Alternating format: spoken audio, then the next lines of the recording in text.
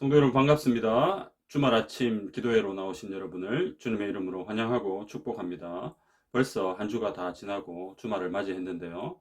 오늘 하루도 우리 하나님께서 주시는 말씀을 붙들고 기도의 자리로 나아가면 좋겠습니다. 우리 함께 사도신경으로 신앙 고백하겠습니다. 나는 전능하신 아버지 하나님, 천지의 창조주를 믿습니다. 나는 그의 유일하신 아들 우리 주 예수 그리스도를 믿습니다.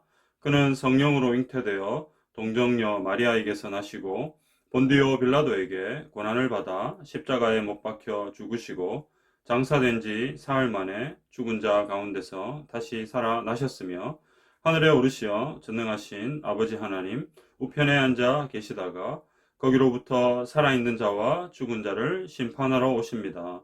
나는 성령을 믿으며 거룩한 공교회와 성도의 교제와 죄를 용서받는 것과 몸의 부활과 영생을 믿습니다. 아멘. 오늘 아침 우리에게 주시는 하나님의 말씀은 고린도전서 3장 1절에서 9절까지의 말씀입니다. 신약성경 266페이지 고린도전서 3장 1절에서 9절까지의 말씀을 제가 읽겠습니다. 하나님의 말씀을 들으십시오. 형제들아, 내가 신령한 자들을 대함과 같이 너희에게 말할 수 없어서 육신에 속한 자 곧 그리스도 안에서 어린아이들을 대함과 같이 하노라.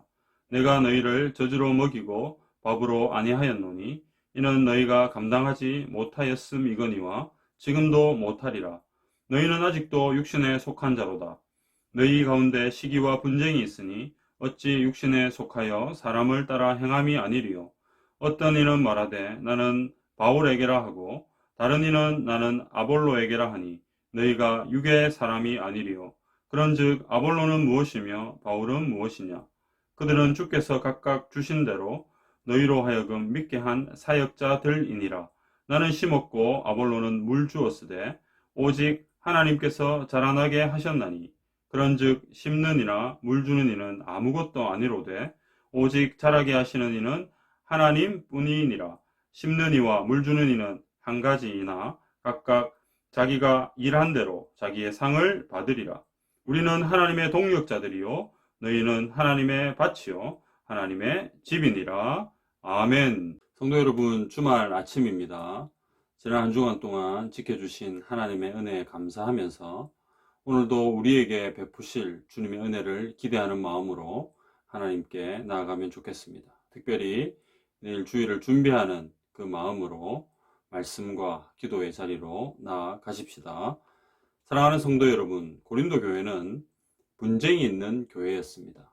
바울파, 아볼로파, 게바파 등 여러 파벌이 나눠진 상태로 교회 내에 어려움이 있었습니다.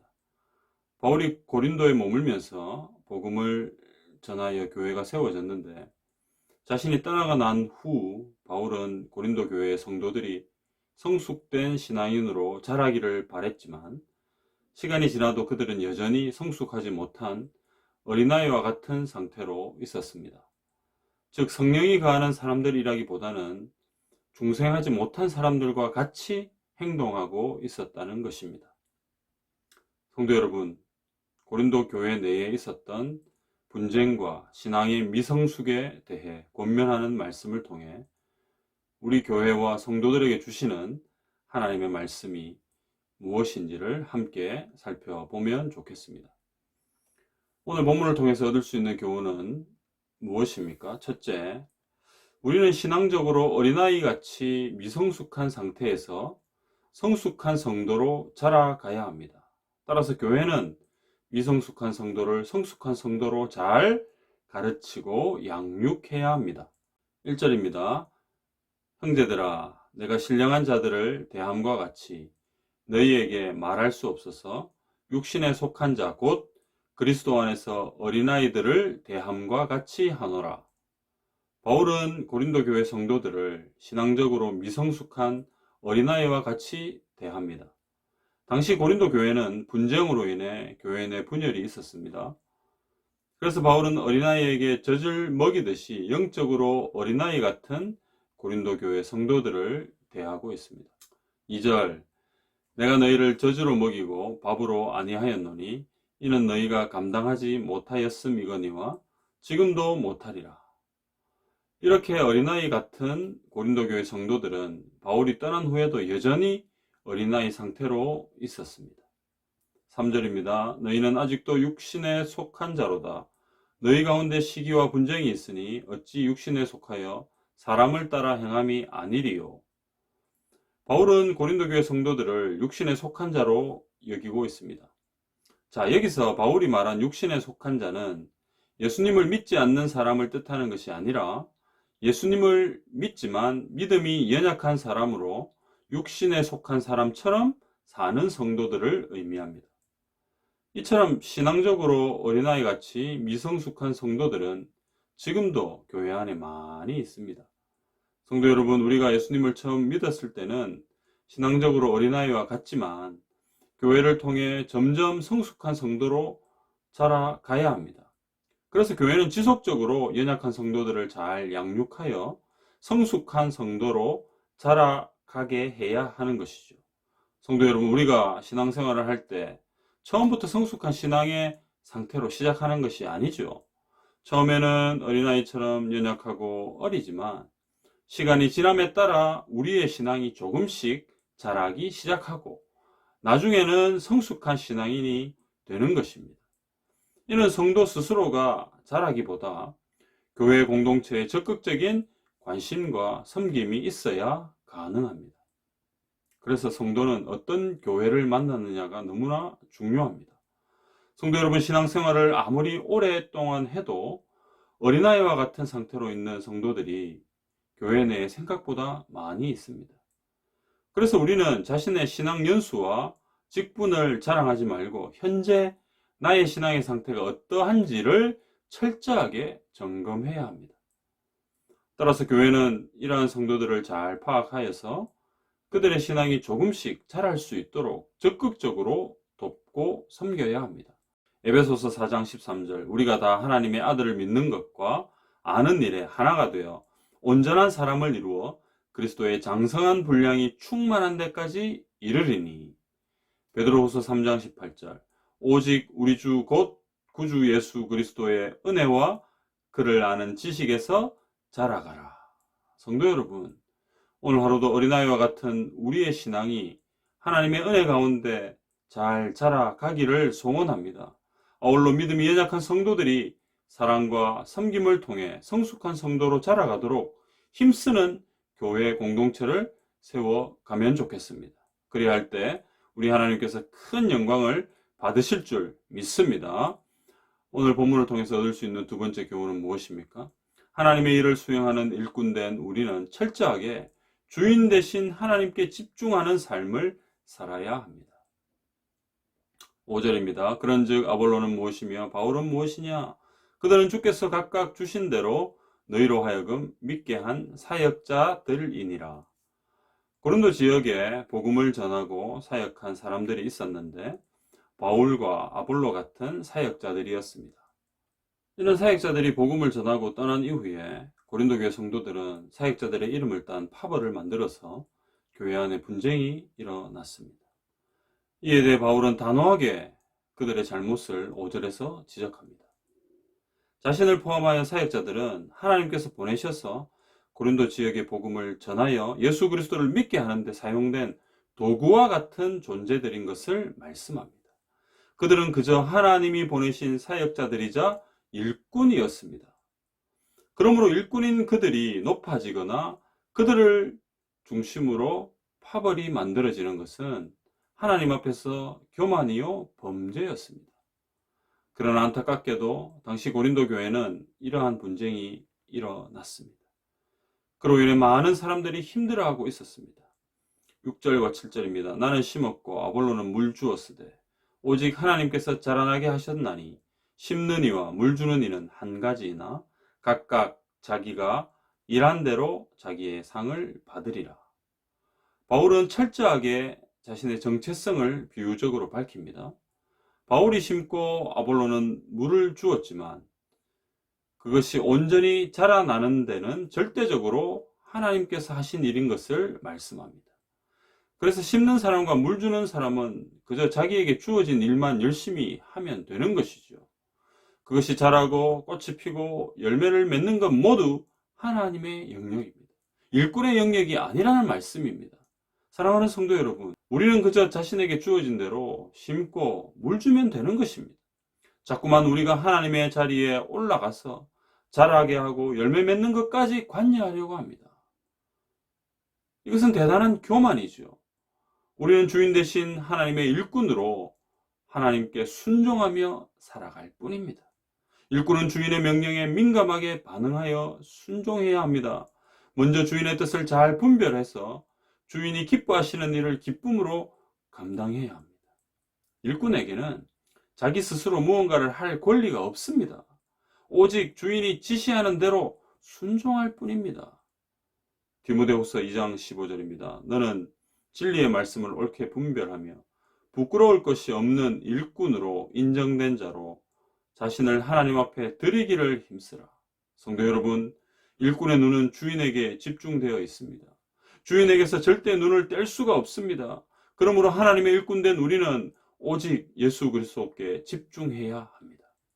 그리하여 주인 대신 하나님께서 맡겨주신 귀한 사명을 기쁨으로 감당해내는 그런 복된 일꾼들이 다 되셔야 합니다. 사랑하는 성도 여러분, 우리는 착각할 때가 많습니다. 일꾼이 자꾸 주인의 그런 관점으로 무언가를 바라보기 시작합니다. 여러분, 이것은 대단히 위험하죠. 오늘 이 시대를 살아가는 일꾼된 저와 여러분이 분명히 이 부분을 조금은 깊이 생각해야 합니다. 우리가 어떤 지역에 복음을 전하고 또 거기서 열심히 주의 교회를 위해서 사역을 했습니다. 그런데 우리 안에 자꾸 어떤 생각이 듭니까? 빨리 그 결과가, 그 열매가 나타나기를 원합니다. 그래서 우리가 그 열매를 얻기 위해 그 결과를 또 확보하기 위해서 정말 열심히 뭔가를 하는데요. 그런데 그것이 잘 우리가 원하는 대로 되지 않을 때 우리는 엄청 마음이 힘들고요. 낙심하게 되고요. 실망하게 될 때가 많습니다. 그러나 여러분, 우리는 철저하게 일꾼인 것을 기억해야 합니다. 일꾼에게 주어진 그 일만 열심히 하면 됩니다. 열심히 복음을 전하라 하신 그 주인의 명령이 있으면 열심히 복음만 전하면 되는 겁니다. 우리가 복음을 전한다는 것은 하나님께서 큰 구원의 계획 가운데 포함된 한 부분이죠. 우리 때에 그 결과가 정확하게 잘 나타나지 않는다 하여도 하나님은 언젠가 하나님의 정확한 때에 우리가 뿌린 그 복음의 씨앗이 자라서 꽃이 피고 열매를 맺게 하실 것입니다. 그것이 우리 당대에 이루어지지 않는다 하여도 우리는 낙심하거나 실망할 필요가 없습니다. 큰 틀에서 우리는 하나님의 그 구원사역의 한 부분을 맡았기 때문입니다. 이것이 바로 일꾼의 합당한 자세이지 않습니까? 성도 여러분, 오늘 하루도 우리에게 주어진 주님이 주신 그 일에 최선을 다해 그 일을 감당하면서 진짜 주님이 기뻐하시는 일꾼의 삶을 살아가는 저와 여러분이 다 되시기를 주님의 이름으로 축복합니다. 마지막으로 오늘 본문을 통해서 얻을 수 있는 교훈은 무엇입니까? 우리는 하나님의 일을 함께 감당하는 믿음의 동력자들이므로 서로 협력하여 함께 하나님의 나라를 세워가야 합니다. 9절입니다. 우리는 하나님의 동력자들이요 너희는 하나님의 밭이요 하나님의 집이니라. 성도 여러분, 교회는 개인이 아니라 공동체이죠. 교회 안에 속한 우리는 하나님의 동력자들입니다. 하나님께서 자신의 계획과 뜻 안에서 모든 일들을 하나하나 이루어 나가실 때 저와 여러분 같은 나약하고 별로 영향력도 없는 사람들을 믿음의 동력자로 부르시고 함께 주님의 몸된 교회를 세워 가십니다. 그런데 왜 저와 여러분처럼 별로 영향력 없는 사람들을 사용하실까요? 주님에게 그것은 아무런 문제가 되지 않습니다. 주님 자체가 강하시고 전능하시기 때문에 그 도구로 사용되는 저와 여러분들이 약하든지 강하든지 이것은 아무런 문제가 되지 않습니다. 오히려 약한 자들을 사용하셔서 하나님의 강함을 드러내시는 것이죠. 성도 여러분, 그래서 우리는 하나님의 뜻을 깨닫고 서로 협력하여 그 뜻을 이루어 가야 합니다. 하나님께서 우리 곁에 세우신 믿음의 동력자들은 가장 기본적으로 우리 가까이에 있는 사람들입니다. 먼저 교회 공동체 내에서 서로 협력하는 사람들입니다. 따라서 우리는 오늘 나에게 주어진 이 사명들을 감당하면서 나에게 붙여주신 믿음의 동력자들과 함께 잘 협력하여 하나님 나라를 온전히 세워가야 합니다. 사랑하는 성도 여러분, 지금 우리 곁에 누가 있습니까? 지금 여러분 곁에 누가 있나요? 사랑하는 가족이 있습니다. 육신의 피로 맺어진 가족이지만 이 가족은 바로 하나님께서 우리 가장 가까이에 붙여주신 믿음의 동력자들인 것을 믿으시기를 바랍니다. 지금으로부터 약 2년 2개월 전에 어쩌면 무모한 것처럼 보이는 저희 교회가 개척 첫 예배를 드렸습니다. 그때 개척을 시작하는 목사인 저에게 누가 가장 든든한 믿음의 동력자였겠습니까? 바로 가족이었습니다. 물론 지금도 마찬가지지만 저의 가장 가까이에서 함께 주님의 나라를 세워가는 소중한 믿음의 동력자로 그들이 서 있습니다. 그리고 지금은 또 하나의 가족, 즉 우리 교회를 함께 섬기는 소중한 믿음의 동력자들인 성도들과 함께 하나님 나라를 세워가고 있습니다. 사랑하는 여러분, 우리가 어쩌다 보니 이 교회에 함께 그냥 우연히 이렇게 만나게 되고 그렇게 성도로 지내게 되는 것 절대로 아니죠. 하나님의 철저한 계획과 섭리 아래 모든 일들이 이루어집니다. 여러분, 이것을 믿으셔야 합니다. 성도에게 그래서 우연은 하나도 없습니다. 하나님의 계획과 하나님의 섭리와 하나님의 모든, 우리는 잘 이해하지 못하지만 하나님의 모든 뜻 안에서 이 모든 것들이 이루어지고 있음을 믿습니다. 성도 여러분, 바울은 자신이 쓴 서신서에서 동력자들에 대해 자주 언급합니다.